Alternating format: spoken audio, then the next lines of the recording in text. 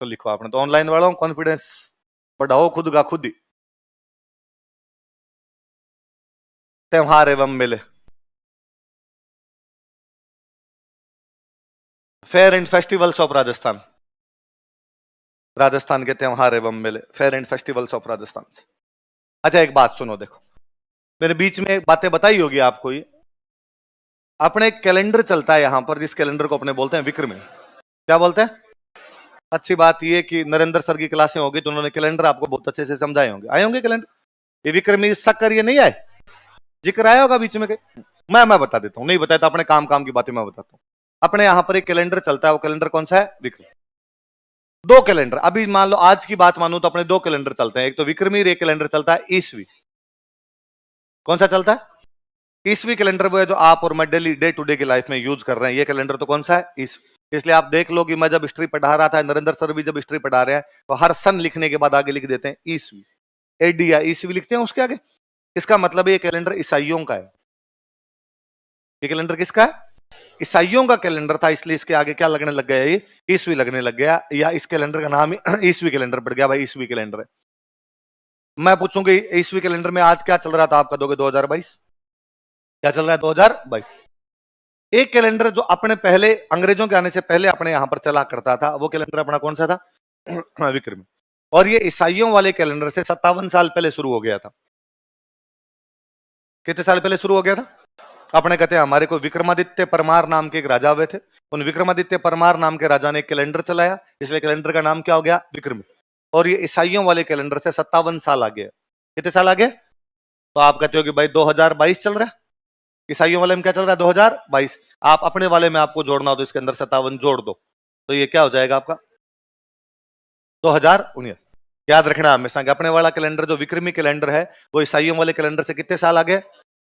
57 साल आगे है। तो उस कैलेंडर के अंदर क्या चल रहा है आपके? अब अपने वाले उसमें चल रहा है 2079, जो अपना विक्रमी कैलेंडर उसमें क्या चल रहा है? 2079। और अपने जो डे टू डे की लाइफ में यूज लेते हैं, इसमें क्या चल रहा है? 2000।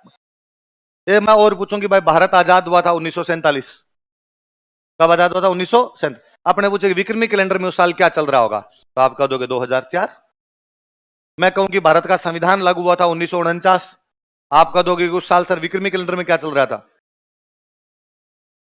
2006। मैं आपको कह दूं कि अपने यहां पे कैलेंडर में अपने वाले इसमें सॉरी अंग्रेजों वाले कैलेंडर में चल रहा था 1899। क्या चल रहा था? 1899। उस सर विक्रमी कैलेंडर में क्या चल रहा होगा, तो आप कह दोगे विक्रमी कैलेंडर में क्या चल रहा था? 1956। तो गांव वालों के कैलेंडर में तो क्या चल रहा था? 1956। अकाल पड़ गया बहुत भयंकर, इसलिए बोल 56 ही हो। कौन सा अकाल बोला? गांव वाले आज भी कहते 56 अकाल पड़ा, क्योंकि गांव वालों के कैलेंडर में उस साल कौन सा साल चल रहा था? 56। 56 का साल चल रहा था। अपने वाले कैलेंडर में मान लो कौन सा चल रहा था, तो कौन सा चल रहा है? 1899, क्योंकि उसमें से कितने कम करने पड़ जाएंगे? आप 57 कम करने पड़ जाएंगे। तो यदि अंग्रेजों वाला कैलेंडर निकालना हो तब तो 57 कम कर लो, और अंग्रेजों वाले से वो वाला निकालना हो तो उसके अंदर 57 जोड़। तो जैसे आप अपना अपना जो डेट ऑफ ईयर है उसको मनी मन सोच के देखो, देखिए क्या होगा, क्या होना चाहिए उसी भाई। आप 2003, 2002, 2005 जब के भी है, तो क्या करेंगे? 57 जोड़ेंगे कि 57 घटाएंगे? 57 जोड़ेंगे। तो जैसे मान लो आप 2003 के हो, आपका 2003 में आपका जन्म हुआ था, तो आप 2060 के हो। 2002 में हुआ था तो 2059 के हो। 2000 में हुआ था तो 2057। 2005 में किसी का हुआ है तो वो कब हुआ है? 2062। कितने जोड़ेंगे?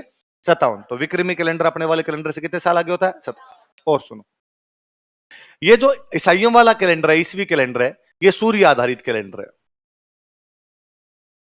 कैसा कैलेंडर है? सन बेस्ड कैलेंडर है। और हम कहते हैं भाई पृथ्वी सूर्य का चक्कर काटती है 365 दिनों में। पृथ्वी सूर्य का चक्कर कितने दिनों में काटती है? 365 दिनों के अंदर काटती है। इसलिए हमने कहा एक साल में दिन कितने मान लो? 365। अब 12 महीने करने हैं तो 65 को हमने 12 भागों में तोड़ लिया, 30, 31, 30, 31 ऐसे कर लिया हमने। यही किया। अपने वाला जो कैलेंडर है, जो विक्रमी वाला कैलेंडर है, ये कैलेंडर है चंद्रमा पर आधारित। किस पर आधारित है? और चंद्रमा पृथ्वी का जो वो गति करता है, पूरी गति करता है, वो करता है 354 दिनों में। कितने दिनों में कर देता है? 354 को जब हमने 12 टुकड़ों के अंदर यदि आप बांटेंगे तो वो लगभग दिन आएंगे 29.5। कितने दिन आएंगे? तो अपने वाले ये जो चंद्रमा वाला कैलेंडर होता है, इसमें महीने में दिन कितने होते हैं? लगभग 29.5। आधे वाला चक्कर रहता है। ये आधे वाला चक्कर रहता है, इसलिए अपने वाले कैलेंडर में आप सुनते हो मम्मी कहती रहती है कि छठ सातम बेड़ी है, छठ सातम कई बार मम्मी कहती है 8 हम 2 है, या आधे वाला चक्कर वो जो पूरा करने के लिए कैसे न कैसे करके अपन उसको मैनेज करते हैं। तो कभी 2 को एक साथ गिन लेते हैं, कभी को एक को भी क्या गिन लेते हैं, 2 बार गिन। ये 354 समथिंग कुछ ऊपर होता है, जैसे वो था 365 सही 1/4, तो ये वैसे वैसे थोड़ा सा होता है। तो राउंड फिगर में जब अपने मानते तो ये कहते 355 है, क्या 355। उधर वाले में लगभग कितने हो गए, 365, राउंड फिगर में करोगे 365, मतलब इन दोनों के बीच में 10 दिन का गैप है। इन दोनों के बीच में कितने दिन का गैप है। अच्छा, वो वाला कैलेंडर चंद्रमा पर आधारित है। ये सिंपल सा आपको सीधा सा पता चलता है कि मम्मी सारे वर्ष चांद देख के खोलती है। ऐसा कब हुआ कि मम्मी ने कहा कि सूरज देख के व्रत खोलूंगी, क्योंकि मम्मी का कैलेंडर ही चांद पर आधारित है। तो बाद में क्या देखा जाएगा, आपके चांद देखा जाए। अच्छा, चांद वाले कैलेंडर में साल में दिन कितने हुए, 355, और सूरज वाले कैलेंडर में दिन, साल में दिन कितने हुए, 310 दिन का गैप है। एक साल में कितने दिन का गैप है, एक साल में चांद वाला कैलेंडर और उसी साल का सूरज वाला कैलेंडर लूं तो सूरज वाला कैलेंडर चांद वाले कैलेंडर से कितने दिन आगे रहेगा, 10 दिन आगे रहेगा। 2 साल में कितने दिन आगे चला गया, 20, और 3 साल में कितने दिन आगे चला गया, 30। मतलब तीसरे साल जाके सूरज वाला कैलेंडर चांद वाले कैलेंडर से 1 महीना आगे चला गया। कितना आगे चला गया, 1 महीना आगे चला गया। तो अपने डॉक्टरों ने दिमाग लगाया कि भाई सूरज वाले कैलेंडर की गणना में तो 1 महीना ज्यादा हो जाता है और चांद वाले कैलेंडर की गणना में 1 महीना पीछे रह जाता है। तो हमारे बुजुर्गों ने यह कहा, विक्रमी कैलेंडर वालों ने यह कहा कि हम हर तीसरे साल चांद वाले कैलेंडर में महीने 13 कर देंगे, 1 महीना एक्स्ट्रा बोलेंगे, 1 महीना क्या कर देंगे एक्स्ट्रा, ताकि ये सूरज वाले कैलेंडर के क्या रहे हमेशा बराबर। इस अपने ईस्वी तो चलता नहीं था, पर अपने भी यहाँ सूरज के कैलेंडर चलते। जैसे अपना शक, जो शक संवत है वो अपना कैसा था, सूरज वाला कैलेंडर था। तो सूरज वाले कैलेंडर से चांद वाले कैलेंडर को बराबर करना है, इसलिए हर तीसरे साल महीने कितने मान लिए जाए, 13। इसलिए गांव में आप सुनते हो कि चैत 2 है ना, जेठ 2 है, ऐसे सुनते हैं आपने। तो 13वां महीना किया जाता है हर तीसरे साल। 13वां महीना कब किया जाता है। अच्छा, एक बात है, ऐसा नहीं करेंगे तो क्या हो जाएगा, नहीं करते अपने तो जैसे चल रहा है वैसा वैसा रहने देते। ऐसा नहीं करते तो क्या होता। अब कभी आप नोटिस किया करो, दिवाली अपनी ज्यादातर टाइम आती है अक्टूबर। दिवाली कब आती है, कभी कभी नोटिस किया करो थोड़ा सा नवंबर की तरफ जाती है। दिवाली या तो आएगी 22 अक्टूबर 23 अक्टूबर के आसपास, कभी कभी वो जाएगी 7 नवंबर 8 नवंबर के आसपास, है ना। जिस साल वो पीछे की तरफ जा रही है उस साल महीने 13 है। उस साल महीने कितने हैं? आप होली नोटिस किया करें, होली ज्यादातर टाइम मार्च के शुरू में आएगी, 2 मार्च 4 मार्च इतने आ जाएगी। कभी कभी होली खिसक के जाती है 16 मार्च 17 मार्च। वो खिसक रही इसलिए क्योंकि उस साल महीने कितने हैं, 13। वो थोड़ा सा पीछे खिसक रही।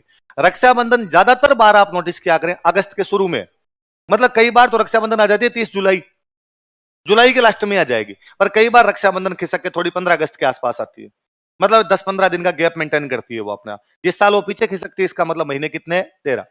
मैं कहता हूं यदि ये नहीं होता, 13 महीने वाला अपना सिस्टम नहीं लेके आते और 1 महीने का गैप बना रहता, हर तीसरे साल में महीना 1, 6 साल में महीने 2 कम हो गए, 9 साल में महीने कितने हो गए, 3। फिर ऐसे होता कि दिवाली एक बार आती अक्टूबर में, अगली बार आती नवंबर में, अगली बार आती दिसंबर में, अगली बार आती जनवरी में। ऐसे करके कभी ऐसा होता कि मज गर्मी में जून में आप पटाखे चला रहे होते और ग्लोबल वार्मिंग में और वार्मिंग को बढ़ा रहे होते। अच्छा, ये तो कुछ ही फर्क नहीं पड़ता। फिर ऐसा भी हो सकता था कि होली आती दिसंबर में, होली कब आती, दिसंबर में, और मज सर्दी में जब आप 2.5 किलो रजाई लेके ओढ़ के सोए हुए हो, आपका दोस्त आगे बाल्टी फेंक के बुरा ना मानो होली है, और आपको लगता है बुरा मानना चाहिए मुझे, इस ठंड के अंदर इतना ठंडा पानी कौन डालता है। तो ये वाला कैलेंडर आगे पीछे नहीं हो, इसलिए हमने कर दिया कि हर तीसरे महीने में विक्रमी कैलेंडर में 1 महीना अधिक होगा और उसको हम बोलेंगे अधिक मास। क्या बोलेंगे, तो उसको गांव में बोलते ही क्या है, अधिक मास। अच्छा, इसके पीछे अपनी एक कहानी दूसरी सुनाई जाती है। अपने कहानी सुनाई जाती है कि धरती पर किसी टाइम एक राजा हुए थे, जिन राजा का नाम था हिरण्यकश्यप। क्या नाम था, हिरण्यकश्यप नाम के एक राजा हुए। और राजा हिरण्यकश्यप ने ब्रह्मा जी की बहुत बड़ी तपस्या की। ब्रह्मा जी राजीव वेर का मांग हिरण्यकश्यप, जो मांगेगा वो मिलेगा। और हिरण्यकश्यप ने कहा कि भगवान ऐसा वरदान दो कि मैं मरूं नहीं, मैं मरूं ना, दिन में मरूं ना रात में मरूं, ना घर के बाहर मरूं ना घर के अंदर मरूं, ना अस्त्र से मरूं ना शस्त्र से मरूं। तो मुझे ना मरने का वरदान दिया, ना आदमी से मरूं ना पशु से मरूं। और ब्रह्मा जी राजी थे। ब्रह्मा जी ने कहा तथास्तु।